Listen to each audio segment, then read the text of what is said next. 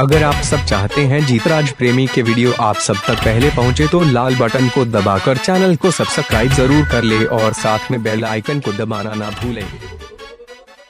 प्रेम से बोली बाबा बैजूनाथ की।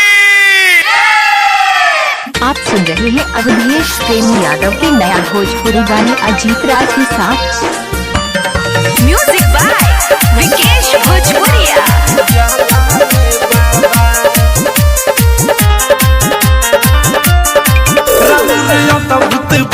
कहानी जाता विराजेली गंगा महारानी,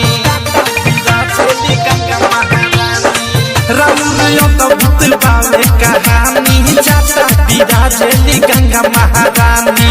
चढ़ते सावन भक्त आवे ले शिवाला रे बाबा, चढ़ते सावन भक्त आवे ले शिवाला रे बाबा।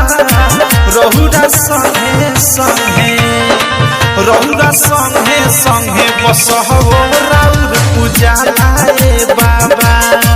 रहुरा संगे संगे बसहो राउर पूजाला रे बाबा।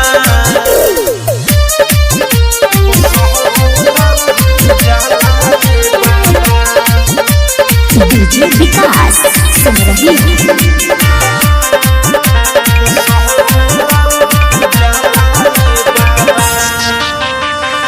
सारा कंवरिया लोगवा जल लेके आवे, भोज सवन रौरा पर जलवा चढ़ावे, जलवा चढ़ावे। सारा कंवरिया लोगवा जल लेके आवे, भोज सवन रौरा पर जलवा चढ़ावे। तीनों पीर लोके में पपतिया के हाला रे बाबा, तीनों पीर लोके में पपतिया के हाला रे बाबा। रहुरा संगे संगे रहुरा संगे संगे बसहो राउर पूजाला रे बाबा। रहुरा संगे संगे बसहो राउर पूजाला रे बाबा। म्यूजिक बाय विकेश भोजपुरिया। Diamond recording studio Chhawra. धन के बाए बाबा बैला बसहावा, रौरा पूजानी पूजाले उजावा, पूजाले उजावा। धन के बाए बाबा बैला बसहावा, रौरा पूजानी पूजाले उजावा। के प्रेमी देवघर चला रे बाबा, राइटर के से अनुराग बदसा देवघर चला रे बाबा।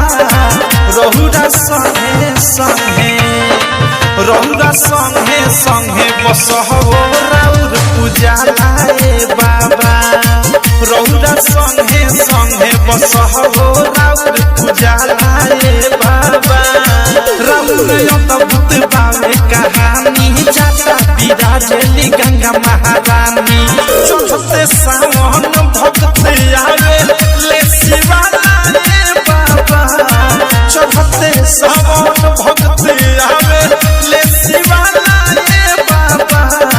रहुरा संगे संगे रहुरा संगे संगे बसहो राउर पूजाला रे बाबा। रहुरा संगे संगे बसहो राउर पूजाला रे बाबा। अगर आप सब चाहते हैं जीतराज प्रेमी का नए नए वीडियो देखना चाहते हैं तो हमारी चैनल पर जाइए और नए नए वीडियो के मजा लीजिए और अच्छा लगे तो एक लाइक जरूर कीजिए और साथ में जितने भी दोस्त हैं सबको शेयर कीजिए।